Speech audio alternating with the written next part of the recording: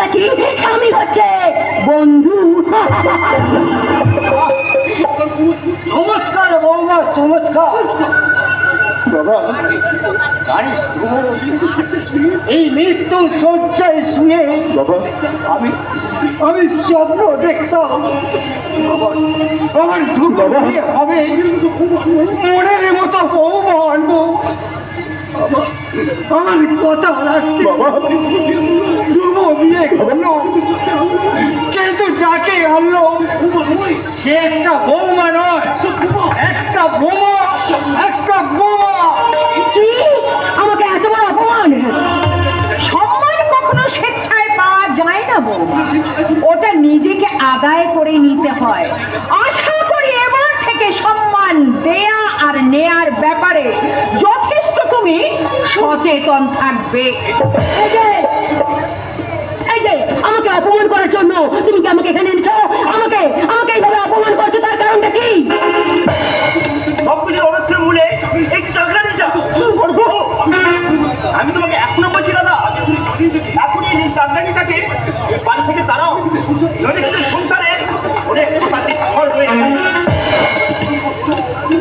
শোনো ধ্রুব, আমি তোমাকে 10 মিনিট সময় দিয়ে গেলাম, আর এই 10 মিনিটের মধ্যে তুমি যদি আমার রুমে না যাও তাহলে আমি তোমার বাবার কথা মতো ওই বৌমা নয় বোমা হয়ে বোমা একবার সত্যি সত্যি বাস্ট করবো।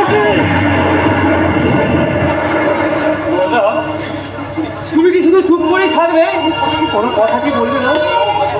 বলার ভাষা যে আমার হারিয়ে গেছে ভাই, কর্তব্যের ভাষায় রুগ্ধ হয়ে গেছে আমার বাপ শক্তি। তাই তো আমার বুবা মন আজ না আমার নয়, শুধু যে টুকরে টুকরে কাঁদছি। তুমি তোমার ফুলসজ্জার ঘরে যাও বাবু। তুমি এ কথা বলছো বকুল? আমিও বলছি বড়বাবু। রমদা আমিও বলছি বড়বাবু, তুমি ফুলসজ্জার ঘরে যাও। রমদা তুমি যাও, দেরি করো না,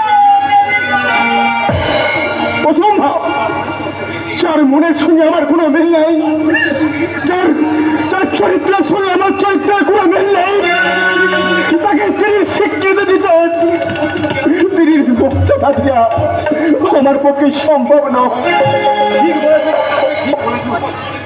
তোমার জীবনের মহা সমস্যার কথা আর কেউ না জানো আমি জানি নক্ষত্র, তাই সব জেনে বুঝে আমি তোমাকে বলে যাচ্ছি, তুমি সিদ্ধান্ত নাও দাদা, কাকে তুমি আপন করে নেবে, ওই অগ্নিসাকে স্ত্রীকে না এই ভালোবাসার সিঁদুরকে।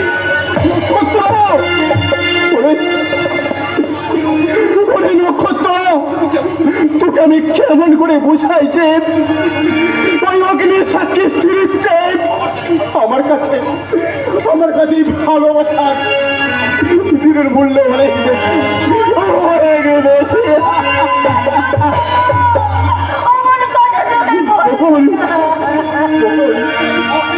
বকুল আমি মহা অন্যায় করেছি বকুল, তোমাকে নিষ্ঠুর মতো